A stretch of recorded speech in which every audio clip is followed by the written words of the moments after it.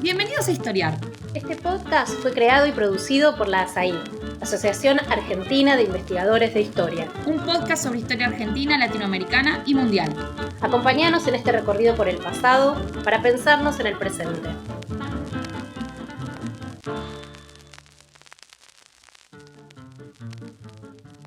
Bienvenidos a un nuevo episodio de Historiar, el podcast de la Asociación Argentina de Investigadores en Historia. Yo soy Roy Ora y hoy vamos a conversar sobre elecciones en el siglo XIX, sobre cómo eran las elecciones en la era liberal. Nos acompaña Hilda Sabato. Hilda fue durante muchos años profesora de la Universidad de Buenos Aires e investigadora del hoy maltrecho CONICET. En libros como La política en las calles y Buenos Aires en armas, la revolución del 80, Hilda ha hecho contribuciones fundamentales y muy originales para pensar la historia política del siglo XIX y, más específicamente, para pensar cómo eran y qué función cumplían los comicios en ese periodo. Así que le doy la bienvenida a Hilda. Gracias por estar acá, Hilda. No, gracias por invitarme a estos podcasts de nuestra asociación. Bueno, muy bien. Vamos a hablar de un periodo muy largo, más de 5 décadas, que va desde el derrocamiento de Rosas hasta el centenario. En esas 5 décadas la política argentina, al igual que la sociedad argentina, se transformó de maneras muy profundas. Hay continuidades, hay grandes cambios también. Te propongo entonces que dividamos la conversación sobre las elecciones en este periodo en 2 momentos. El primero, digamos así, de Caseros, de 1852-53 a 1880, y después abordamos lo que viene a partir de 1880 y vamos del 80 al centenario. Los temas son muchos, son muy complejos, pero vamos a tratar de invocarlos en esa perspectiva. Entonces, lo que te voy a pedir es que arranquemos describiendo el escenario que se constituye después de Caseros y colocando las elecciones en ese escenario, es decir, el escenario político que se constituye tras la caída de Rosas, tras el derrocamiento de Rosas en la batalla de Caseros y qué es lo que sucede a partir de ese momento. Sabemos que ahí tenemos un nuevo marco, que es la República Liberal, Federal y Constitucional. Tenemos también un fenómeno original, que es Buenos Aires separada de la Confederación por un periodo muy largo, pero que hacia 1860 se integra con Mitre como presidente. Es un momento de mucho cambio político, pero entonces mi primera pregunta, como para iniciar la conversación, es ¿qué eran las elecciones en esas décadas? Si tuvieras que describirlas en pocas palabras, ¿cómo entrarías al tema? En primer lugar, diría que las elecciones constituyen un pilar fundamental de la vida política. En ese sentido, hay una continuidad con todo el periodo anterior, desde mayo, diría yo, hasta Caseros. Lo que pasa después de Caseros en ese plano ofrece muchas novedades, pero no hay novedad en el sentido de el lugar que ocupan las elecciones en la vida política. Si tuviera que subrayar alguna diferencia en ese sentido, diría que lo que hay es todavía una mayor importancia de las elecciones después del 53, debido a la activación de la disputa política, de la diversidad política que había sido de alguna manera disciplinada durante los años del rosismo, donde las elecciones, como bien explicó Marcela Ternavasio en el podcast de la semana pasada, cumplían un papel decisivo en la legitimación del régimen, pero de todas maneras donde Rosas y también los otros gobernadores que en ese momento dirigían a las provincias en esta especie de confederación que era las Provincias Unidas, o la Confederación Argentina, en ese momento lo que ocurre después de Caseros es que se rompe el monopolio o la hegemonía que tenía Rosas y otros gobernadores y el control que tenían sobre el proceso electoral para dar lugar a una activación enorme de la disputa política entre distintos grupos y donde las elecciones volvían a tener, como lo habían tenido en la década de 1820, un lugar fundamental. Era el paso indispensable para llegar a los cargos representativos. Es decir, era la expresión más fuerte, más evidente, más marcada de la materialización de la soberanía popular, que era el eje del sistema republicano desde 1810, ¿no? Entonces eso es, hay una continuidad en cuanto al lugar de las elecciones y un cambio respecto a la activación o a la aceleración de la disputa política y por lo tanto del lugar que las elecciones van a tener en quiénes van a ser los que gobiernan. No se puede evitar. Entonces vos marcas como dos elementos, ¿no? Es una sociedad políticamente más activa, sí, y más incertidumbre, tanto respecto a quién va a gobernar como, por supuesto, al resultado de las elecciones. Sí, ahí aparece toda la cuestión de que va a ser bastante importante en las décadas siguientes, es decir, hasta las décadas del 80, incluso más allá, que es, bueno, el lugar que tienen las elecciones es un lugar que, por una parte, abre horizontes, es decir, abre horizontes de incertidumbre porque hay disputa. Por otro lado, abre toda una ingeniería política destinada a tratar de orientar esas elecciones, tanto desde el punto de vista de un disciplinamiento o de un disciplinamiento del proceso electoral para que no se desbande del todo, como por parte de los propios actores que quieren, que participan de ese proceso para tratar de lograr resultados. O sea, ahí se abre la competencia y la competencia va a marcar duramente a la vida política en todas esas décadas. Competencia, dijiste. Describí cómo era un día de elecciones. O, digamos, el momento en que se llega a la elección, cómo es el proceso que da por resultado el día de la elección y qué es lo que sucede allí. Bueno, en ese periodo que se abre en el 53 hay distintos momentos, ¿no? El primer momento es un momento de mucho desconcierto, o de alguna manera, sí, de mucho desconcierto respecto a cómo lograr, por un lado, abrir, porque ese era el reclamo frente al régimen rosista, es decir, mostrar que ahora la política es diferente, que hay una apertura, que la soberanía popular se va a traducir en acción política y muy marcada por algunos de los ideales republicanos del momento que tenían que ver con la noción de virtud cívica, de participación, y se acusaba al régimen de Rosas, que también se basaba sobre esos principios, pero de haber impedido la competencia justamente porque había logrado la uniformidad. Ahora, dentro de esta idea de cambio, el problema ahí es cómo, por una parte, recuperar la idea de que el voto viene desde abajo y no desde arriba, porque de alguna manera la acusación, y creo que bastante justificada, era que Rosas había logrado la paz a partir de controlar desde arriba el sistema electoral y hacer la lista única, etc. Entonces, ¿cómo transformar eso en virtuoso? Es decir, ¿cómo dar vuelta a ese proceso y lograr o por lo menos plantear la necesidad de que la soberanía viene desde abajo y que por lo tanto el voto y las candidaturas tienen que salir del seno del pueblo? En un sistema, y esto creo que es bastante importante, en un sistema que tiene una concepción de la política relacionada con la política como el lugar de la unidad, no el lugar de la diversidad. Entonces la política es el espacio en el cual las diferencias sociales deben saldarse para generar un bien común. Entonces, esto es lo que llamamos nosotros el unanimismo de la primera mitad del siglo XIX, que se posterga hasta bastante entrado a la segunda mitad, que es la noción de que es posible generar una voz que represente al conjunto de la sociedad y no que la política aparezca como tendemos a pensarla, no sé si hoy, pero en el siglo XX, como un espacio de la disputa entre sectores. Entonces, al revés, la sociedad es diversa, pero la política debe generar el espacio de unidad, el espacio de el bien común, de expresión del bien común. La política sutura las diferencias, no las en teoría, ¿no?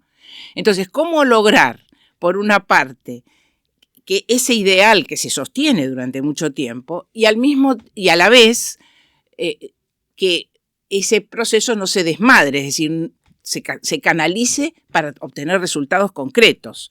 Entonces, ¿qué inventan?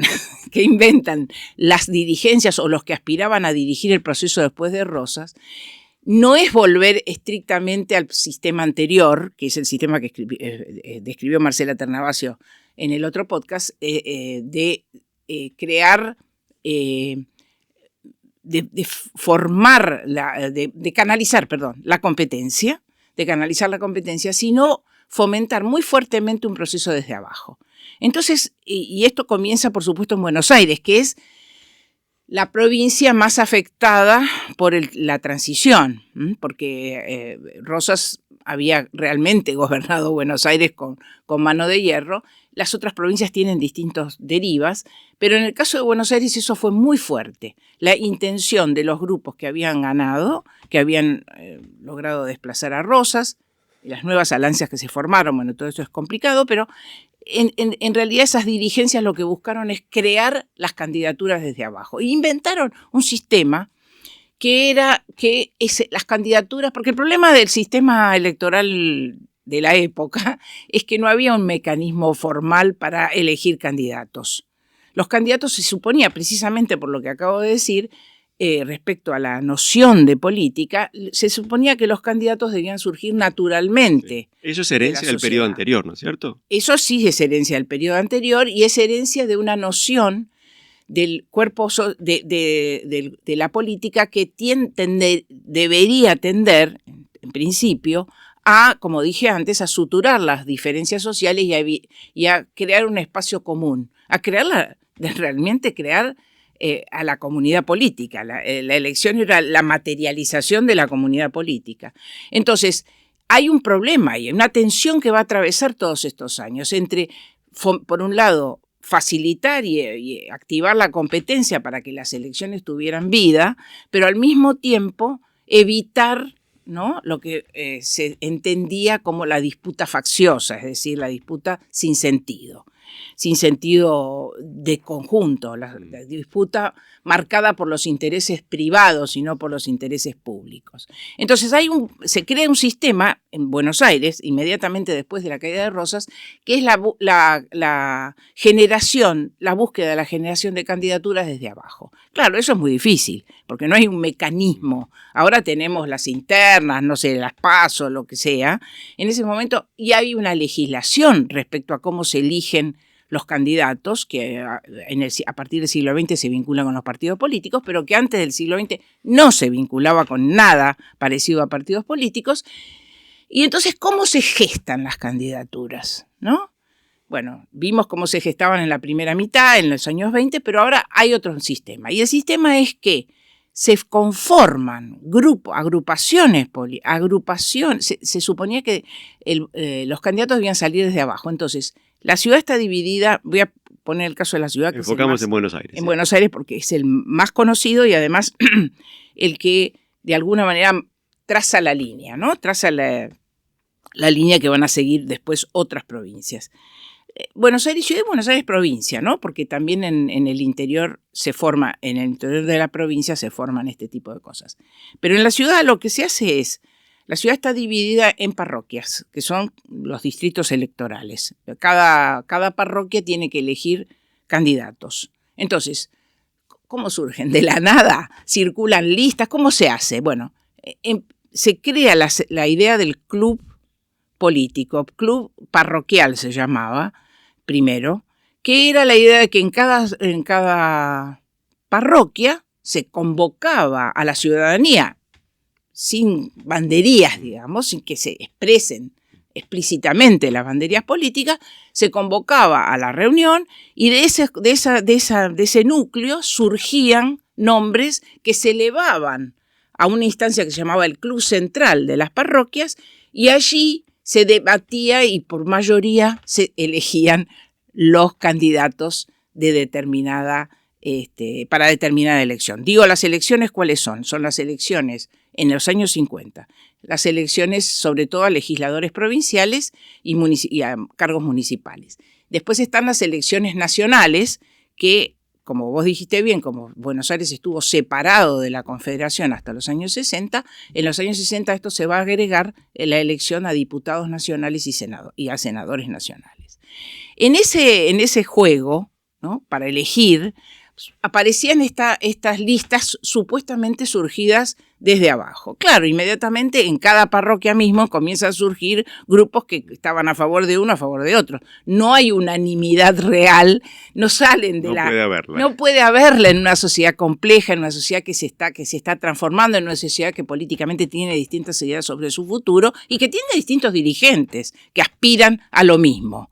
Por lo tanto, la competencia se da inmediatamente.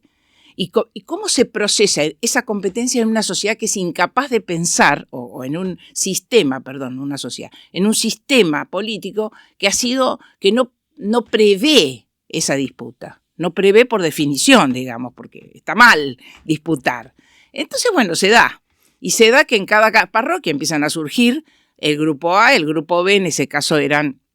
En un momento eran los grupos, distintos grupos políticos que finalmente van a terminar agrupándose en torno a algunas figuras clave.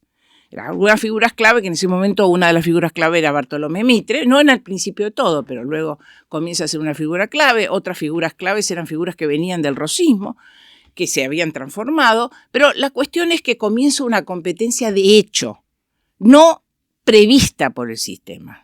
A eso voy. Sí. Y que genera una intensa movilización de quienes están buscando acceder a ser representantes del pueblo.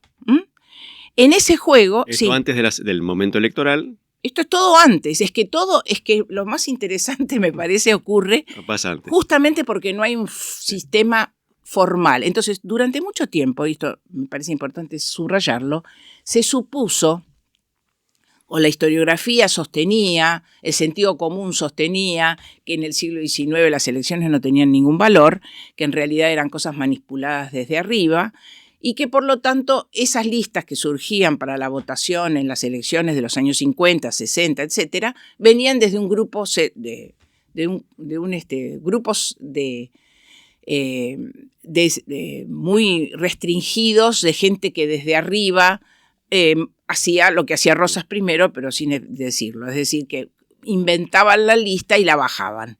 Y después estaban quienes se movilizaban o los movilizaban para apoyar a uno y a otro, pero que en realidad las elecciones no eran un proceso genuino, digamos. Bueno, esto está bastante revisado y lo que se nota en esto es que efectivamente hay quienes quieren ser representantes y se mueven y se reúnen y buscan y hacen, se reúnen en casas para decidir cuáles son los candidatos que van a proponer, que generalmente son gente que venía de la vida política, pero al mismo tiempo esto está sometido a un proceso de una escalera hacia abajo, digamos, de una estructura vertical donde además de los que quieren ser representantes, para poder ser representantes tienen que organizar a sus bases. Y esas bases van a tener,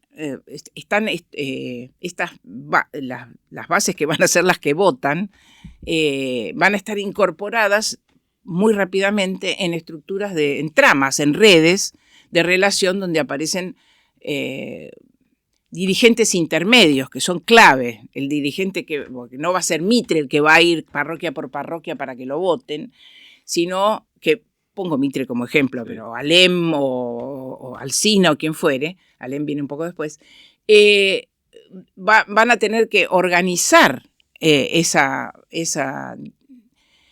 lo que va a ser esa disputa política previa a las elecciones, porque hay que lograr ser candidato. Entonces, efectivamente, son redes de relación verticales donde hay dirigentes fuertes y después hay una cantidad de eslabones intermedios formados por tanto los que están, uno podría decir, los segundones dentro de los círculos políticos, es decir, los amigos de Mitre, sí. qué sé yo, para poner un ejemplo muy empírico, pero también para abajo. Y para abajo quiere decir aquellas personas que son capaces y que tienen vínculos con aquellos que van a tener que ir a defender la candidatura, ya sea a la hora de disputar en el club quién va a ser candidato, pero luego más adelante en el comicio, que es lo que vos querías, a lo que vos querías llegar. Es decir, esa red va a ser una red de amigos que a su vez tiene círculos concéntricos, digamos, hacia abajo, hasta llegar a los que van a ir a poner el cuerpo, porque es el cuerpo que se pone en una elección. Entonces, ¿por qué? ¿Por qué? Sí. ¿Por qué? Bueno, porque una vez que se surge la lista de candidatos, que en realidad aquí también hay un pero, no se vota por lista. El sistema electoral, a diferencia de lo que estamos acostumbrados ahora, no era un sistema de lista, era un sistema individual. O sea, la gente votaba, los votantes votaban por candidatos o por personas, que ni siquiera necesariamente eran candidatos previos. El que, cuando se llegaba a la elección, teóricamente, el que votaba escribía o decía, porque era oral en ese momento, una lista de nombres. Podía ser el tío, el papá o el primo, no importa. No había ningún tipo de límites, salvo los límites legales de quién estaba autorizado a hacer, digamos, la edad, los requisitos de la lista, pero no había un mecanismo de hacer una lista. No se votaba por lista, pero se votaba por lista, y ahí viene la gracia. Lo que pasaba era que justamente parte del proceso empírico, práctico de organizar las elecciones era crear una lista. Amigo de este, o digamos aquellos que estaban en tal grupo, aquellos que estaban en tal otro, pero el votante, Augusto y Piacere, podía, se llamaba las tachas, ¿no? Podía agarrar y anular, sacar un nombre y poner otro. Con lo cual, controlar eso no era nada fácil, porque en toda esta estructura que digo yo, piramidal, de gente de dirigentes intermedios, había gente partidarios de una manera o de un tipo o de otro, y había mucha disputa en cuanto a qué candidatos había que ser. ¿Y cómo se aseguraba que después el votante fuera a votar por esos candidatos y no por otros? Bueno, ahí es donde esa estructura, esa red, cumple un papel muy importante. Porque tenemos que acostumbrarnos a pensar la elección de otra manera a la que estamos acostumbrados a pensarla en nuestro tiempo contemporáneo, o por lo menos hasta hace poco. Ahora ya no sé qué se piensa sobre las elecciones. Pero la idea es de que hay individuos ahí afuera a los cuales se les hace una oferta electoral y deciden en la noche anterior, consultando con la almohada, con la esposa, con no sé quién, a quién van a votar, borrarla de la cabeza, porque nadie votaba así en el siglo XIX. El voto era en teoría individual, pero en concreto era colectivo. Es decir, para llegar a la votación, lo que había era había que organizar el voto, había que crear una organización destinada a emitir el voto y asegurar el voto. Y por lo tanto, esto exigía por parte de las dirigencias en todos sus niveles un esfuerzo muy grande de convocatoria, de movilización, y a la hora de llegar al comicio, un esfuerzo enorme para asegurar que efectivamente esas tramas y esas redes que se habían construido previamente se materializaran. Bueno, no digo nada que no sepamos cuando pienso que en algunos casos todavía hoy funciona así las elecciones en muchos lugares. Es decir, que hay una organización previa muy aceitada. Hoy le llamamos clientelismo. Eso. Hoy le llamamos clientelismo, hoy lo vemos como algo negativo, y esa visión se ha transmitido a veces al siglo XIX para decir las elecciones eran todas manipuladas, eran clientelas. Bueno, el problema es pensar cómo se construye un sistema electoral en un momento de mucho conflicto entre grupos, pero que al mismo tiempo donde no hay una institucionalidad clara respecto a cómo se canaliza ese esfuerzo. Y además donde no necesariamente, y esto es algo que es difícil de decir porque no hay forma de comprobarlo, pero que intuitivamente y surge muy claramente de las fuentes, no hay un deseo ferviente de los de Sobre abajo eso quería preguntarte. por participar. Es decir, lo que hay que hacer en algún Es inventar sentido el- es producir producir. al sufragante, al elector. Exactamente. Traerlo, sacarlo de su mundo privado, de su mundo laboral, lo que fuere, y incorporarlo a la vida pública para darle legitimidad al sistema de poder. Sin eso... la Claro, cosa pero se al mismo complica. es interesante porque al mismo tiempo no es que fuera gente ajena a la vida pública. Esto es Sí. un tema. No es que la gente está en su casa y no le importa el voto, como puede pasar ahora. Mm. Sino que el voto es una abstracción muy fuerte. Todavía voy a decirme para qué voy a votar, ¿no? Bueno, en ese momento peor aún, porque era un invento que no estaba en las costumbres, que no estaba en las tradiciones, y por lo tanto votar hay que producir ese voto, hay que convencer a la gente de que vale la pena votar, y desde el punto de vista del sistema, había muchas formas de intervenir en la vida pública que no pasaban por el voto. Si no es que la gente no estaba interesada en lo que... Por ejemplo, y voy a mantenerme en el sistema electoral, ¿no? No me voy a ir a otras cosas. Para producir candidatos había mucha agitación previa que incluía un montón de gente que no participaba después, no iba a votar el día de la votación. Pero iba a las reuniones, incluso el papel de las mujeres que no podían votar, que tampoco reclamaban en ese momento el voto, pero que su voz y su participación en reuniones, en tertulias en casa de familia, en tejes y manejes para tratar de conseguir que fulano o sutano fuera candidato, tenían un lugar. Lo mismo los extranjeros, los inmigrantes, que no podían votar, pero intervenían de distintas maneras. Entonces hay una cosa que el voto hay que acostumbrarse. Entonces hay una creación, un esfuerzo enorme por producir votos. Y gran parte del problema es que mucha gente no quería ir a votar, no iba a votar. Y entonces había votaciones que eran una lágrima, que eran votaciones donde no iba nadie. Por ejemplo, cuando no había mucha competencia, no iban. Entonces había 20 votantes. Se cerraban muchas veces elecciones, no se podían realizar por falta de pueblo, decían. No, se cerraba el día del comicio, se cerraba por falta de pueblo. El pueblo no iba. Y se hablaba de falta de espíritu público y se trataba. Pero entonces el problema es un problema de concepción de para qué sirve el voto. Entonces, producir el voto exige organización. Esa organización tiene un mecanismo, que es el mecanismo de reclutar. Y reclutar a través de un sistema de clientelas, que saco toda connotación negativa esto de clientelas, de organización, que a su vez implica entonces intercambios. Es decir, yo, así como...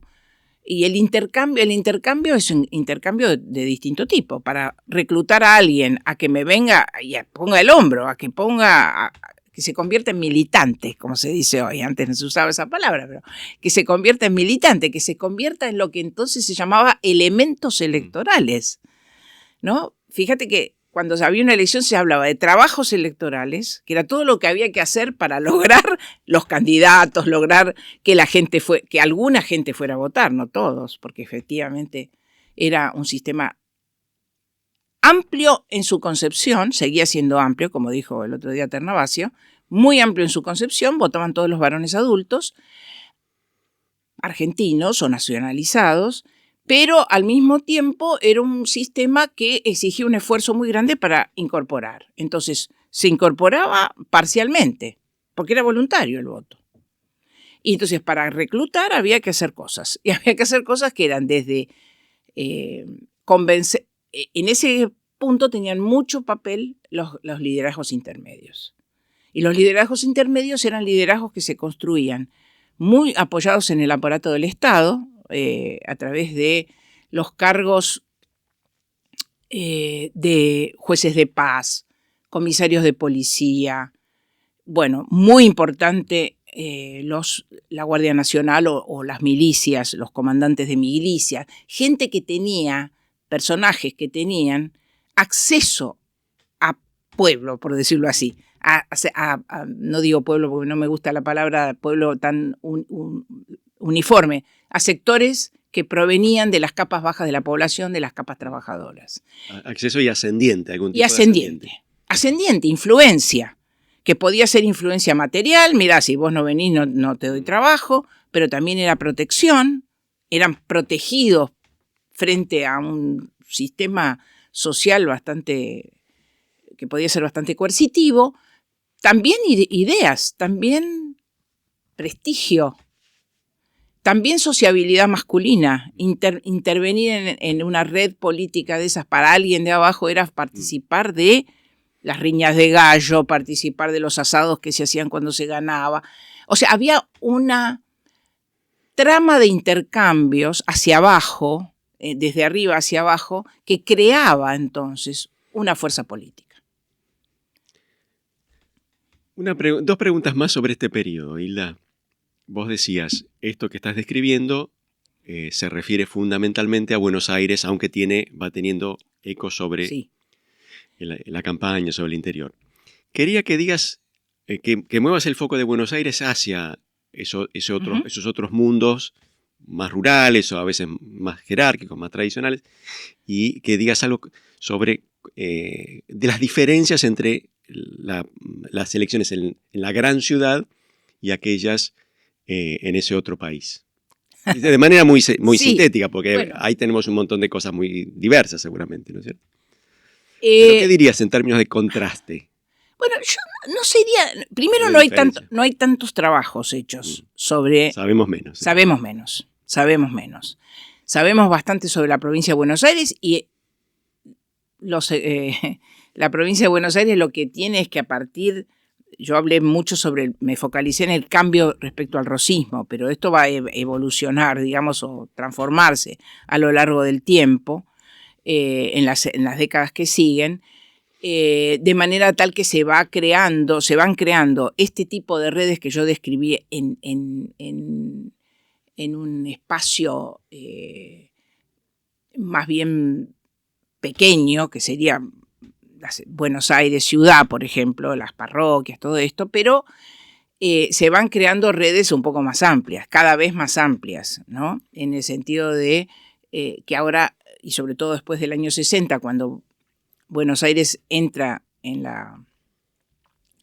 el juego y va a intentar hegemonizar y dirigir ese juego, pero que de todas maneras donde... quiero recalcar que el sistema electoral es muy local, o sea, el sistema argentino, no por nada las provincias tienen en el sistema electoral la influencia que tienen. El sistema electoral argentino está basado por la Constitución en distritos electorales que son las provincias, ¿no? Y esto ya marca un campo donde se produce el voto. Y eso va a ser igual en Buenos Aires, La Rioja, Córdoba o lo que sea. Es la provincia, va a terminar siendo la provincia, el aparato. El aparato electoral va a estar construido, y no solamente electoral, en otras dimensiones también de la vida política. Es el espacio fundamental de la vida política de Argentina. Sí, es así. Y a medida que se va gestando un poder central, porque se crea el Estado, se crea el gobierno nacional, que antes no existía, pero la Constitución crea el gobierno nacional, a medida que este gobierno nacional va generando, se convierte él mismo en un espacio de poder, en un espacio de gestación de candidaturas, de gestación de redes de poder, empieza a haber una relación bastante más compleja entre el poder que se gestan básicamente a nivel local con el poder nacional. Y entonces ahí comienza a tallar otras redes, digamos, otras redes que van a tener incidencia en las provincias. Pero las provincias, para volver a tu pregunta, las provincias son espacios de gestación política. Y en el caso electoral, es donde se cocinan los pasteles electorales, así le decían. Me acuerdo en la elección de Avellaneda había toda una graciosa... creo que era una obra de teatro donde se hablaba de los pasteles electorales, ¿no? Los pasteles electorales se cocinaban en las provincias, y efectivamente se cocinaban en las provincias. Luego había tramas que las abarcaban y había incidencia del gobierno nacional sobre las provincias, etc. Pero también, y vos decías los espacios rurales, es interesante porque el sistema político tal y como llegó a la segunda mitad del XIX, hacía tiempo ya que, incluso durante el gobierno de Rosas, que sociedades mucho menos, sociedades mucho más despojadas de aparatos sofisticados, de educación, de tramas de ese tipo, tenían de todas maneras tramas políticas bastante complejas. Y en ese sentido, no era, y esto vale la pena subrayarlo también, el voto no era el reflejo, o la producción del voto no era el reflejo del poder social. Que eso es algo que muchas veces se ha supuesto del siglo XIX. Que en realidad, bueno, incluso hablando de esto de Buenos Aires, en Buenos Aires puede ser que hubiera más amplitud en la producción del voto, que hubiera actores intermedios, pero en el campo mandaban los estancieros, ¿no? Esta es una imagen que deben tener muchos de los que escuchan este podcast, ¿no? Que el estanciero le decía a los peones, muchachos, allá, y si no, bueno, que se atuvieran a las consecuencias. Esa imagen ha sido muy derribada por la historiografía. Puede haber casos donde esto ocurriera, pero mayormente el voto se producía a partir de redes creadas desde el aparato político, ¿no? No eran los estancieros por ser estancieros y por tener peones los que mandaban a los votantes, sino que había de nuevo, podía haber estancieros que se metían en la vida política y hacían carrera política, pero no mandaban a los peones por ser peones, sino que los mandaban por estar adentro de una red política que tenía influencia sobre esos peones. Este es interesante porque hay un caso que es una joyita, un trabajo de Félix Luna sobre la elección de Avellaneda en La Rioja. Lugar, si lo hay, distinto de la ciudad de Buenos Aires, ¿no? Estamos hablando de La Rioja en 1874, post Montoneras, digamos, ya sin el espacio de las Montoneras, pero donde mucho, y ahí es muy interesante el trabajo, porque lo que muestra es cómo hay redes previas al momento ese, y que esas redes previas son políticas, y que muchos de los que fueron fuerza de las Montoneras, dirigentes importantes de las Montoneras, pasaron a después militar en grupos políticos que estaban armando las candidaturas en ese momento en disputa. Era la candidatura presidencial y donde el Estado, ahí ya en ese momento el Estado Nacional tenía mucha influencia sobre las elecciones. Entonces, lo que te quiero decir es que las elecciones en La Rioja tenían una dinámica que era quizás menos compleja que la que podía tener una ciudad como Buenos Aires, pero donde los mecanismos de selección de candidatos, los mecanismos de organización del comicio eran bastante parecidos. Había se creaban entonces dirigencias netamente políticas. Por supuesto que tener capital, ahí uno puede decir en las dirigencias, tener capital social, capital cultural era importante, pero no toda la gente que tenía capital físico, diríamos, capital material menos importante, pero no todos aquellos que tenían esos capitales podían llegar a ser dirigentes. Para ser dirigentes había que trabajar, y trabajar era básica, muy importante, no solo, pero muy importante en el plano de producir electores, generar comicio, y esos comicios en general, y eso es igual en Buenos Aires y en La Rioja y en donde se haya estudiado, eran momentos muy tensos cuando había competencia. Cuando no había competencia no pasaba nada, casi nadie iba a votar y ganaba alguien porque ya tenía que ganar, digamos. Incluso porque muchos grupos se abstenían, muchos grupos políticos se abstenían cuando veían que iban a perder. Pero si hay competencia genuina, es decir, si realmente hay dos que se están peleando, tres, ahí el comicio era un espacio físico riesgoso, porque se votaba en grupo. Cada persona venía y votaba por un... Eso lo explicó también Ternavasio la vez pasada. Votaban por venía uno y votaba por Juan, Pedro y qué sé yo, y Miguel, y venía el de atrás y decía lo mismo, porque venían en grupo.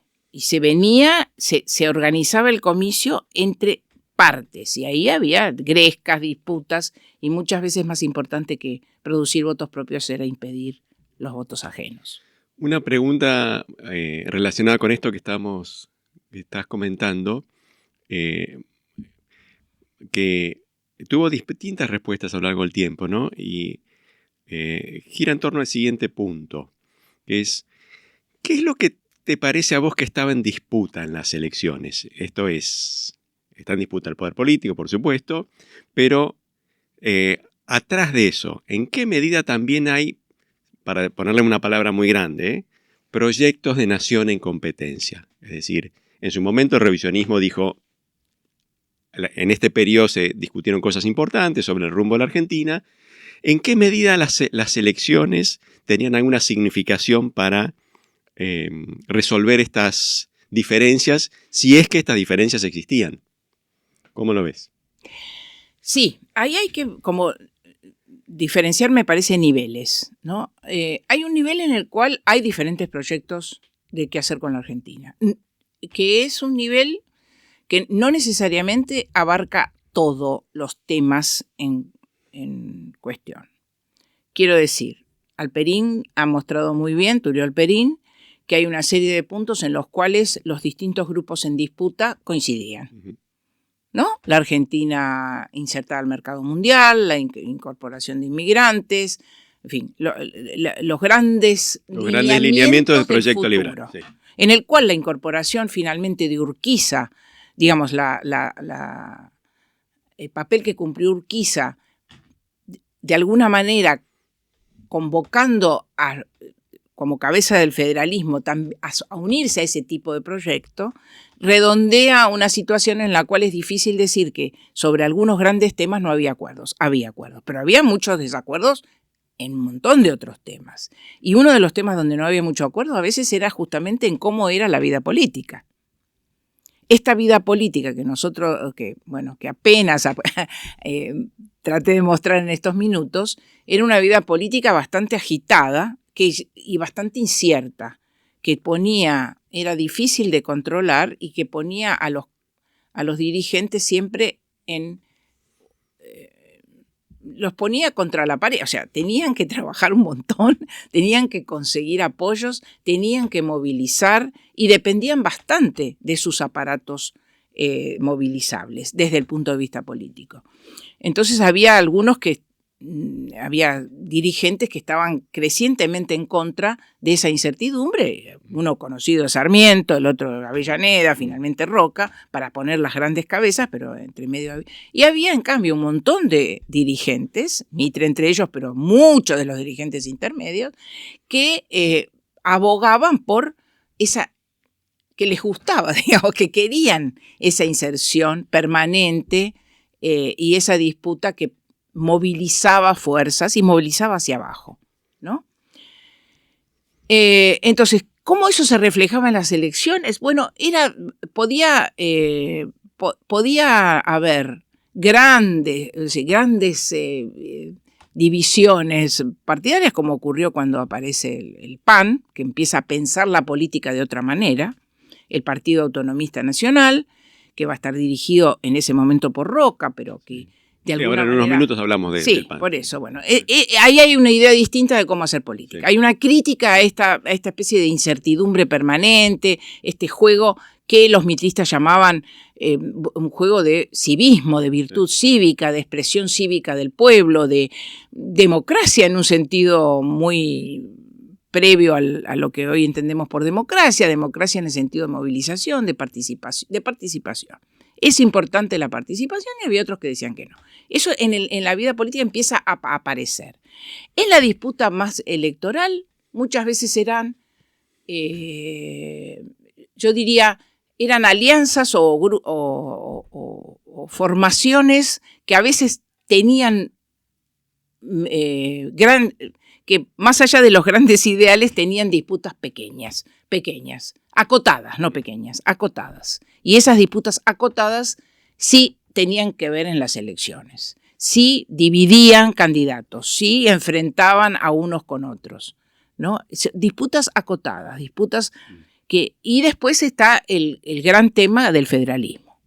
No del federalismo como grupo político, sino de cómo pensar el país en la nueva estructura federal que plantea la Constitución, que ese es un punto que sí divide.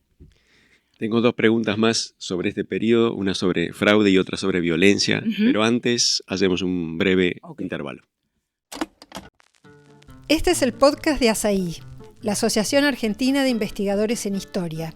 Te invitamos a asociarte y a seguirnos en las redes, en Twitter, en Facebook, en Instagram. Podés encontrar toda la información sobre la asociación en nuestra página, asai.org.ar. Te esperamos todos los sábados con un nuevo episodio de Historiar sobre los grandes temas de nuestro pasado, abordados por especialistas e historiadores profesionales de manera rigurosa y cordial. Seguimos con nuestro episodio de hoy. Bueno, estamos charlando con Hilda Sábato sobre las elecciones en el siglo XIX y quería preguntarle a Hilda sobre el problema del fraude. ¿Qué es el fraude? En política, como en muchos otros campos, siempre hay una distancia entre el ideal y la realidad. Grandes ideales, prácticas que no siempre están a la altura de ese ideal. El fraude, digamos, ¿cómo lo colocas en este marco? En el marco de esta política, ¿qué representaba, qué significaba? Bueno, primero hay una visión que tenemos nosotros del 19, generalmente hemos tenido por lo cual se desvalorizaron siempre las elecciones del 19 pensando que no, había fraude y chao, el que controlaba, el que tenía el poder, controlaba el resultado. Bueno, no es así, había competencia efectiva. Entonces yo descartaría la idea de fraude in toto, es decir, la idea del fraude como el mecanismo de producción del sufragio. No era el mecanismo de producción del sufragio. Ahora, ¿había fraude? ¿Qué quiere decir fraude? En el momento se hablaba de fraude. Por lo tanto, tenemos que atender a eso, no desde nuestros parámetros de la idea de que todo era fraudulento, sino de qué se mencionaba cuando se hablaba de fraude y se denunciaba el fraude. El fraude se denunciaba porque permanentemente en el campo en el campo de batalla, digamos, en el campo de las elecciones, se generaban hechos que no estaban de acuerdo a la ley. Eso absolutamente. O sea, había permanentemente intervención fuera de la ley. Por ejemplo, impedir que votaran los partidarios del otro partido. Se armaba una mesa electoral, porque también hay que decirlo, y esto es importante con relación a lo que viene después, que el mecanismo material de producción del sufragio estaba legal, digamos, estaba muy en manos de la ciudadanía, por decirlo así. El Estado interviene. El Estado interviene muy poco. Es la ciudadanía en general, pero la ciudadanía tiene nombre y apellido y tiene simpatías partidarias cada ciudadano, ¿no? Entonces, se elegían los miembros de una mesa electoral con los presentes que había allí, con lo cual dependía mucho, había que ir temprano a la mesa, había que lo que se llamaba ampararse de la mesa, o sea, que había que tener la mesa. Otra cosa que se hacía era, como tampoco había padrones, eso hay que decirlo, no había padrones, después hubo padrones previos, pero los padrones previos también eran padrones, no había un sistema como después hubo, que el Estado decía, esta es la lista de los que pueden votar. Eso recién viene con la ley Sáenz-Peña. Exactamente. Se hacían los padrones en distintos momentos con distintos mecanismos, pero eran todos producto de la propia inscripción de la gente. Entonces ahí también se metía la mano. Después se metía la mano robando resultados, se metía la mano en muchos mecanismos de meter la mano, aparte de la violencia que podía generarse en el propio comicio. Entonces ahí se hablaba de fraude. Pero ahí viene el chiste. todo el mundo hablaba de fraude. ¿Quién? El que perdía. Pero usaba los mismos métodos. Entonces había una metodología de la elección que daba para todas estas picardías, por decirlo de alguna forma, que todos los participantes compartían. Entonces, ¿cuándo se aparecía el fraude? ¿Cuándo perdían? ¿Y ante quién? Bueno, la elección no terminaba el día de la votación. La elección se refrendaba, como pasa hoy, pero con mucho más razón en ese momento, se refrendaba en las instancias legislativas. Entonces era en el Parlamento o en la legislatura provincial que se refrendaba un resultado electoral. Y ahí había otro espacio para matarse, digamos, para pelearse, entonces... Porque eran las propias cámaras las que determinaban la legalidad de las elecciones. Exactamente, la Cámara. Entonces, hay un montón de pasos en los cuales hay posibilidad de intervenir. Ahora, hay denuncias de fraude, hay elecciones anuladas por fraude.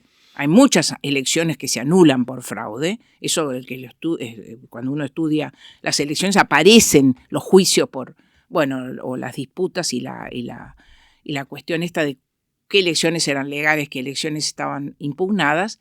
Y después había otro punto que tiene que ver con otra cosa muy gruesa de las elecciones, que es con la violencia, que es que se impugnaba hasta tal punto el resultado electoral que quienes lo impugnaban se sentían justificados a impugnarlo por la vía de las armas.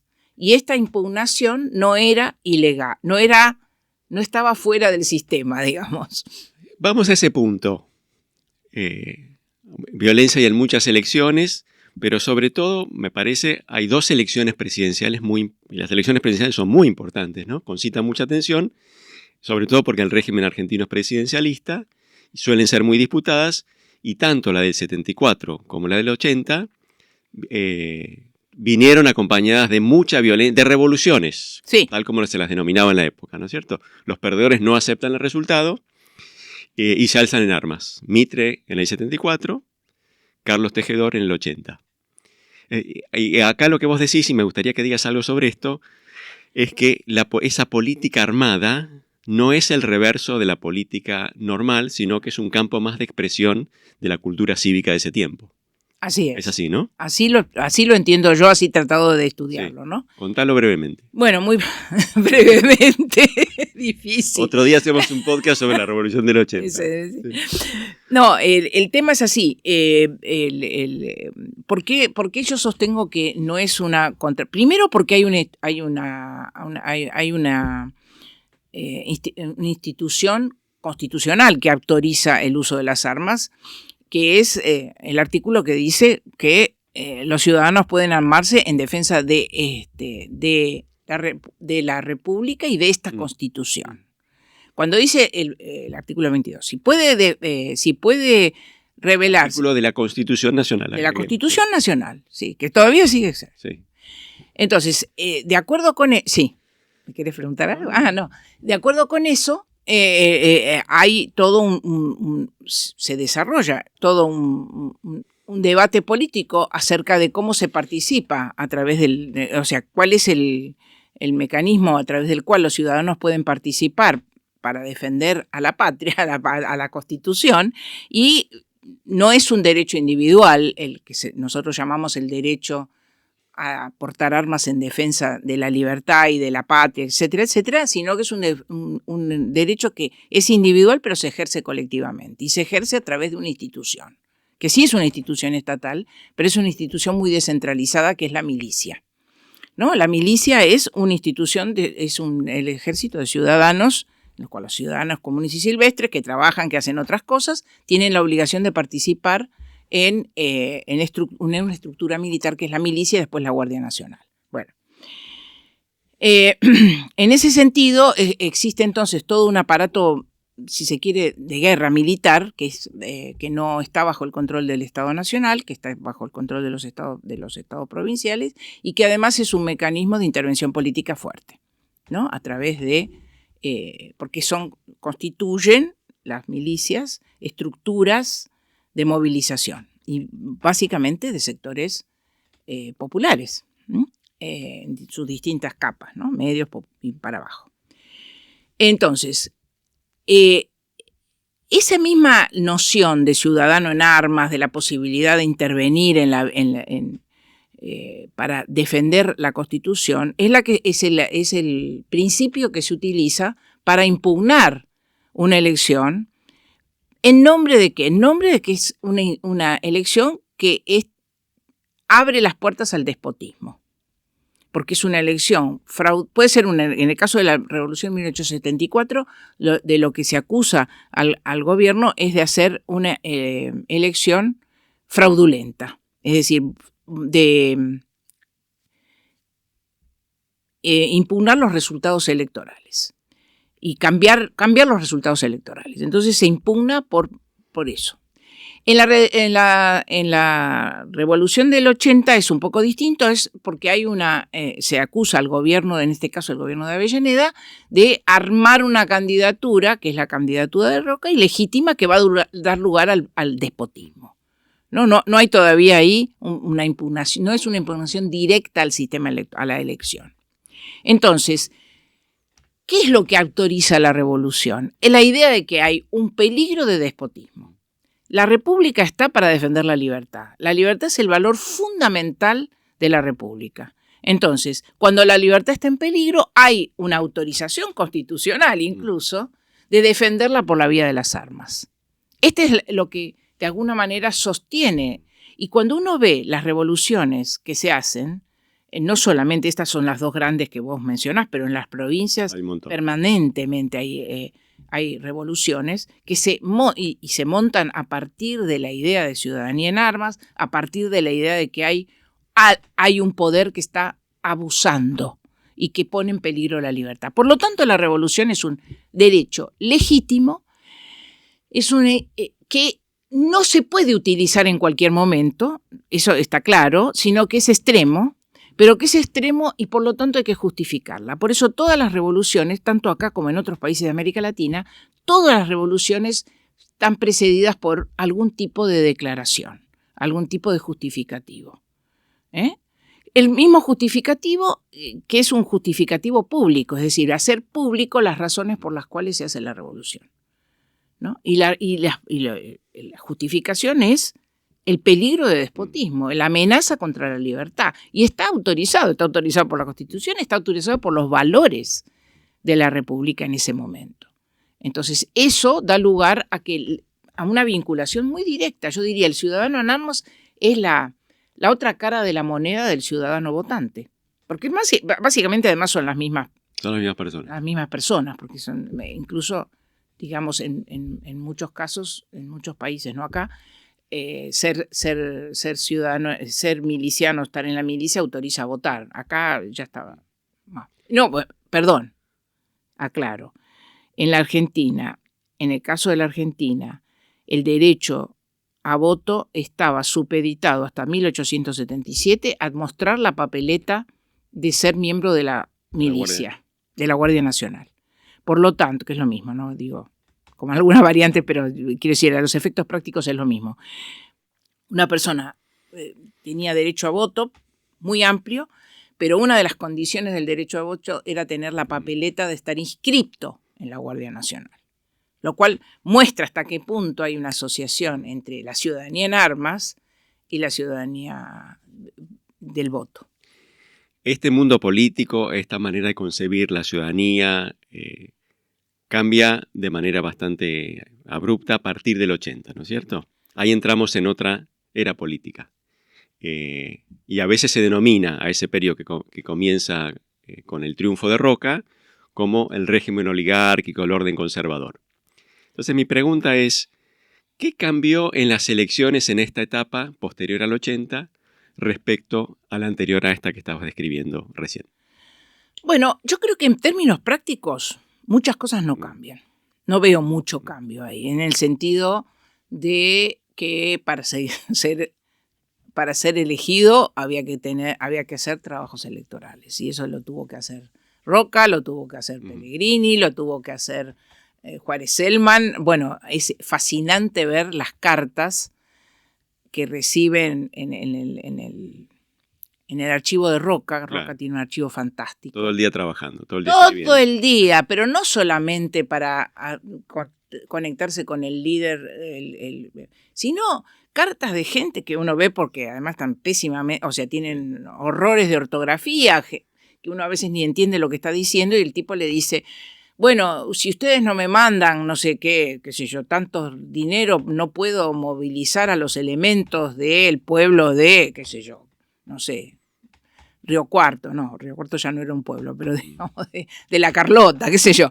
No, digamos, ahí hay los mecanismos, las redes siguen funcionando. Eso no, porque no cambia con el 80, no cambia el sistema electoral. Sigue siendo un sistema en el cual las candidaturas tienen que ser armadas. Lo que sí cambia, me parece, pero sus efectos van a tardar bastante tiempo. Hay dos cosas que cambian. La primera cambia, va empezando a cambiar la noción de qué es lo que se representa. La noción de representación que implica el voto. Si en todo el periodo anterior, con muchos debates y muchas discusiones, de todas maneras lo que se trataba era de lograr un sistema de unanimidad o de alguna manera de lograr que la política suturara las diferencias y los problemas que podían poner en peligro el cuerpo social, digamos, o la misma comunidad política.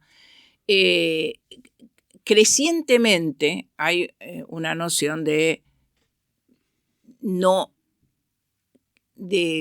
cuestionamiento a la búsqueda de esa unanimidad. Incluso un cuestionamiento que va de la mano muy práctica, de algo que no mencioné porque no surgió antes, pero que ahora aprovecho para mencionar, y es que muchas veces, para evitar las confrontaciones, cuando las confrontaciones podían llegar a ser muy duras, y las revoluciones que ya habían ocurrido, se acudía a procesos que se llamaban, de fusión o de conciliación. Entonces, Urquiza lo había hecho en los años 50, Avellaneda lo vuelve a hacer en los años 70, que es tratar de armar listas de unidad. Ya existía de antes, pero buscar listas de unidad. Entonces, sentar en una misma mesa a los contendientes y hacer listas de unidad. Y ir a las elecciones con una lista mixta. Siempre salió mal. Siempre salió mal. Si salió mal, ¿qué quiere decir? Que por ahí en alguna elección funcionaba y después todos se volvían a pelear. Esto lo vio muy claro Juárez Celman en Córdoba, y todo el grupo que va después a ser cabeza del Partido Autonomista Nacional empieza a plantear otra noción. No es cuestión de unir a los contendientes, sino es cuestión de ponerlos a disputar genuinamente el espacio político. Es decir, autorizar, por de alguna manera, ideológicamente, por decirlo con un término muy anacrónico, la idea de que puede haber distintos grupos que se pelean entre sí y que gane el más mejor, como diríamos ahora, ¿no? Que gane el que tiene más votos. Y el otro que se embrome, digamos. No hay que olvidar algo que no dije, pero que también lo mencionó Marcela en el podcast anterior, que es el tema de la regla de mayoría. El sistema representativo no consideraba la posibilidad de la representación de minorías. Entonces el que ganaba se llevaba todo el pastel. Que no era tan así igual porque había distintas elecciones en distintos momentos, pero de todas maneras era la regla. El que gana tiene la legitimidad del poder, digamos, y el otro se queda fuera. Entonces, con ese mismo criterio, que se siguió manteniendo un tiempo, es que la idea era, que la disputa hay que llevarla al terreno máximo y dejar que sea lo que sea. Otra posición, que es la que se defendió en Buenos Aires y que se reglamentó en la Constitución del 77, es que hay que darle un lugar a la minoría. Uh-huh. Entonces el sistema va a incorporar, en el caso de Buenos Aires, con la Constitución provincial, del año 73, 75, no sé. Sí, finalmente la ley es del 77, pero no importa lo mismo. a mediados de la década del 70 lo que se legisla es que puede haber un espacio para la minoría en la provincia de Buenos Aires. Sí. Esto recién va a ocurrir con la ley Sáenz Peña a nivel nacional. Pero la idea es que hay una posibilidad, y esto cambia mucho el sistema, porque entonces ahí comienza la noción de que es posible que la representación tiene que empezar a mostrar la diversidad que se da en algún lugar fuera del sistema político, ¿no? Y eso es lo que cambia Ahora, desde el punto de vista práctico. Pero es paradójico porque es el momento en el que más se concentra el poder. Que aparece esta Claro. idea de que tiene que haber una representación más plural, porque el mundo político es plural, pero coincide, no sé si piensan lo mismo, Sí. con un momento de concentración del poder en el cual el PAN tiene un rol mucho más central y deja más afuera a sus rivales políticos. ¿Por ¿no? qué? Porque además allí hay una idea que creo que es bastante importante para lo que va a venir después, que es que la política, a diferencia de lo que venía sosteniéndose, o por lo menos sectores importantes sostenían hasta los años 80, la política tiene que disciplinarse. Entonces, el sistema anterior era un despelote, era un lío, era una permanente cuestión de incertidumbre, inestabilidad, nunca sabíamos dónde estábamos, había revolución. El tema de la revolución los trastorna. Roca está muy, muy convencido, cuando ganan la revolución del 80, que en un momento estuvieron por perderla, ¿no? Digamos, está muy dispuesto a llevar a fondo la cuestión de cambiar las reglas de cómo se hace política. Y ahí comienza toda esta noción que tiene relativo efecto, pero que pinta fuerte, digamos, en las propuestas del roquismo y de sus aliados, que es la noción de que la política la hace el Estado, la hacen los gobiernos, y los ciudadanos tienen que dedicarse a su progreso personal. La ciudadanía está vinculada con los intereses de cada quien, mientras que la vida política participar en la vida política cuando les toca participar, pero básicamente sacarlo fuera de esta especie de movilización permanente que se había constituido la vida política en el periodo anterior. Hay una idea muy fuerte de la política como administración, se dice, ¿no? Claro. Para decirlo en términos muy simples, en el periodo anterior se valoraba mucho al ciudadano que participaba, ahora se valora al ciudadano que obedece. Así, tal cual. Así. Tal cual. Y eso se intenta poner, eso es lo que intentan. Yo creo, ahora, después de todos los trabajos que hay sobre el periodo posterior, que tienen poca suerte. Que no son tan exitosos como la noción de gobierno oligárquico propone. Me parece que, en realidad, son intentos fuertes de disciplinar, pero muy rápidamente se les escapa por otro lado. Y la revolución del 90 es un ejemplo, ¿no? Pero, sin embargo, entonces, ¿qué sería lo que cambia del 80 en adelante, teniendo en cuenta que ahora sí tenemos un partido muy fuerte, que es el PAN, que prácticamente gobierna todo este periodo? Que el PAN, bueno, más o menos, ¿no? Con muchos problemas internos. Sí, con tropiezos. Sí. Digamos, pero la competencia se vuelve mucho más importante dentro del partido que del partido hacia afuera, ¿no? Exactamente. Es una tradición argentina, porque después va a pasar con el radicalismo cuando sea hegemónico. Pero, ¿qué tienen que hacer internamente para ganar? Es también la pregunta. Es decir, ahí hay una idea de además está toda la cuestión de que el Estado se convierte en un actor mucho más importante. El Estado central se convierte en el armado político. Entonces, lo que logra para mí el roquismo es controlar el aparato, pero siguen necesitando aparato y siguen necesitando votos y siguen... Digo, y siguen necesitando dirigentes intermedios. Yo creo que no hay mucho cambio en las mecánicas. Lo que hay es la capacidad que tuvo el PAN de realmente controlar el sistema por un tiempo, de controlar el sistema que no es un sistema muy novedoso. Ahí lo que apareció como novedoso es la compra de votos, ¿no? La compra de votos material, o sea, te pago el voto. Pero esto también es bastante escandaloso, pero al mismo tiempo no creo que haya sido lo que cambió o lo que movió el amperímetro. Quizás sí la disminución de la capacidad, al revés, el aumento de la capacidad de control por parte del roquismo desalienta la participación, porque bueno, ¿para qué vas a participar si estos ganan siempre? Pero no les dura mucho. Yo creo que los 90 abren de nuevo un panorama, pero empieza a aparecer otras cosas ahí. ¿Qué es lo que empieza a aparecer? Bueno, y empieza a aparecer los partidos políticos. Okay. Que es algo que para mí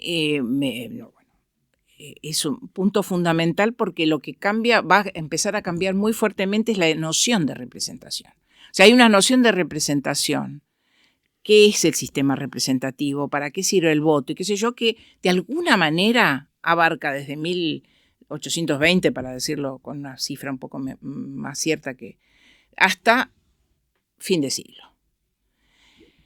Que es la idea, la sociedad se representa. En la política es la representación del conjunto de lo social, y donde las disputas son disputas dentro del aparato político. Lo que empieza a aparecer, y donde la competencia entre grupos políticos es vista con desconfianza, incluso en el PAN, porque ellos favorecen la competencia, pero digamos dispuestos a ganar, y siempre desautorizando al adversario y siempre considerándolo de alguna manera ilegítimo. Por eso, la representación de minoría legitima la idea de que puede haber otros que piensen diferente, pero no llega a lo que luego se aparece cada vez con más fuerza hacia fin de siglo, que es la noción de que no solamente puede haber disidencias y minorías, sino que puede haber y debe haber, y que en realidad la mejor forma de representar a la sociedad es a través de un sistema que yo llamaría, no lo llamaban ellos así, de mediación. Si está en el 19 está la ciudadanía y están los gobernantes. Y la representación mágicamente se produce ahí, con todo este lío que estuvimos describiendo. Entonces, ¿qué es lo que mejor?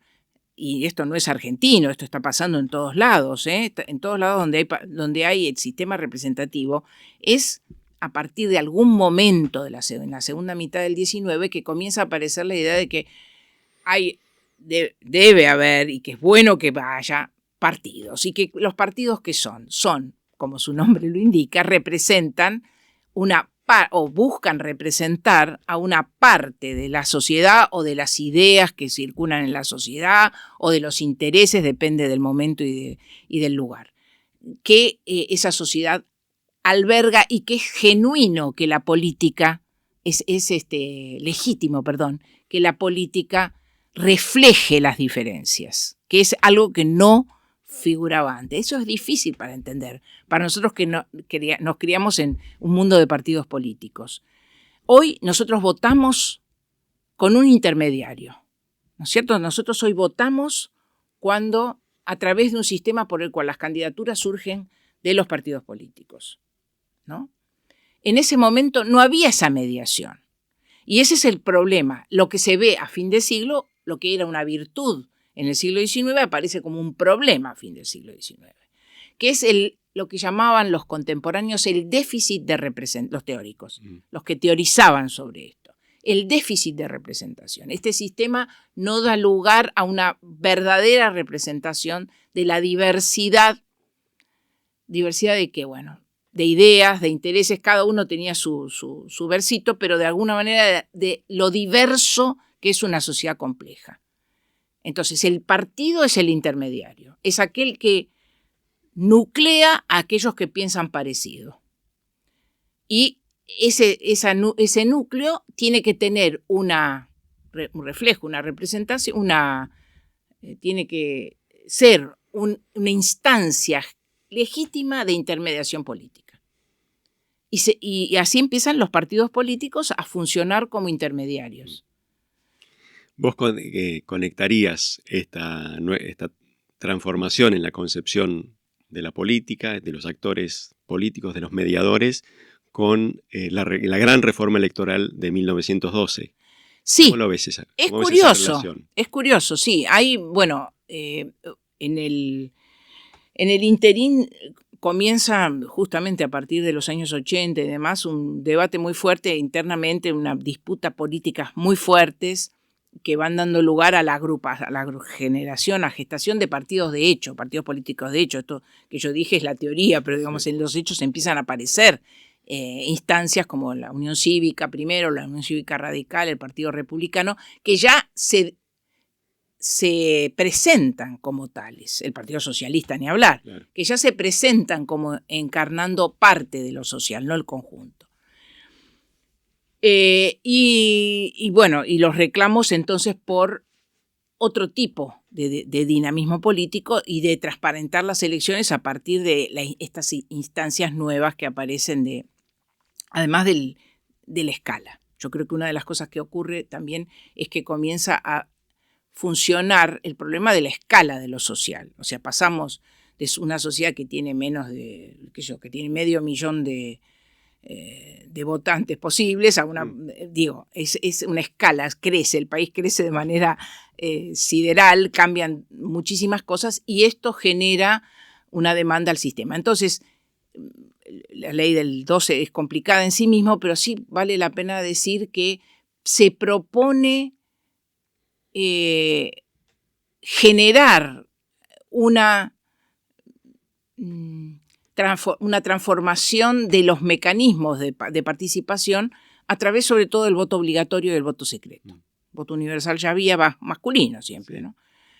El voto secreto y el voto universal son las claves para de alguna manera transparentar o hacer más transparente el proceso electoral. El tema de los partidos, curiosamente, no aparece en la ley. Y aparece la representación de minoría. Entonces, las tres cosas importantes son voto obligatorio, voto secreto, que amplía la escala y además transparenta los mecanismos de todo aquello que había sido objeto de fraude antes, se trata de transparentar acá, y después el voto de minoría. Pero no aparece... El lugar para la minoría. El lugar para la minoría. Pero no aparece, y esto es muy interesante, aún en 1912, que ya hay partidos políticos, no aparece la idea de que el partido... Todavía no aparece un mecanismo reglamentado de generación de candidaturas. Si no se dice que los candidatos son de tal partido. Los candidatos siguen surgiendo de vaya a saber qué. ¿No? Digo, de hecho surgen de los partidos, pero no está reglamentado. No está incorporada ese cambio en la ley del 12. La ley del 12 es muy interesante, tiene una enorme complejidad, la quisiera dejar afuera, pero quería hacerte una última pregunta para cerrar, que es, ya algo dijiste, pero quería que vuelvas sobre esto. Pensando esas elecciones a la luz de nuestra experiencia política, mi pregunta sería, ¿qué te parece que permanece de ese tiempo y qué cambió de ese tiempo en nuestra vida política? ¿Sí? Esto es, ¿qué ha desaparecido completamente de nuestra visión de la política, de nuestras prácticas? ¿Qué es lo que todavía sigue presente que heredamos del siglo XIX? Flor de pregunta. En 3 minutos. Bueno, Ya dijiste algo. No, sí, bueno, pero cambió, lo principal es esto que acabo de decir, ¿no? Que cambió la noción de representación y la aparición de los partidos como intermediario, en el caso del siglo XX, intermediario necesario. Ya no podría haber habido política sin partidos. Es que no podemos votar si no tenemos partidos, porque nosotros no podemos elegir. Y eso ha abierto, yo creo, la crisis de representación que estamos viviendo a principios del siglo XXI. Yo creo que la gran crisis de representación fue a fin del siglo XIX, por esto y la aparición del partido político como una solución, y la crisis actual, que es una crisis en la cual los partidos ya no tienen la legitimidad que tenían, ya no cumplen el papel que cumplían, y donde la sociedad necesita buscar, o de hecho busca, otros canales de intervención política que no están autorizados, entre comillas, en el mecanismo electoral, de manera que la elección va perdiendo, me parece a mí, valor para el ciudadano, porque el sistema inventado a principios del siglo XX no cumple, ya no funciona bien. Funciona. Y esa es la crisis de legitimidad que me parece que estamos viviendo ahora, que se demuestra, entre otras cosas, en la cantidad de abstenciones que tiene cada elección en este momento, ¿no? Respecto a las continuidades, no sé, porque yo digo muy brevemente, ¿hay algo del sistema unanimista con todas sus variaciones que se sostiene, ¿no? Esta idea de que hay una representación, que hay una representación legítima de la sociedad en su conjunto y que es posible y que hay partidos que le encarnan a la nación, lo decía Irigoyen, lo dice Perón, lo dicen ahora unos cuantos, la idea de que... Eso es central a nuestra tradición política. Eso es central en nuestra tradición política, ¿no? Y toda la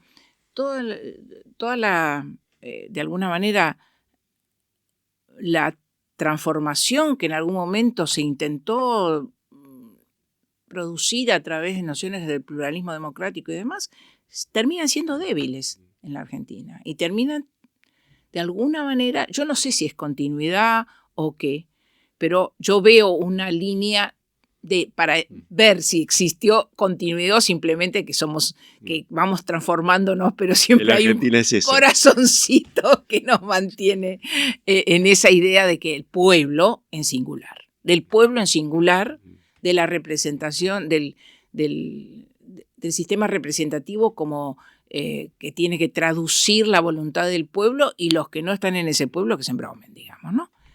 O son ilegítimos, o son antipatrias, o son como se le quiera llamar. Bueno, muchas gracias, Hilda. Gracias a vos por la paciencia. Muy lindo. Muchas gracias a quienes nos escucharon y los esperamos el próximo sábado con un nuevo episodio de Historiar.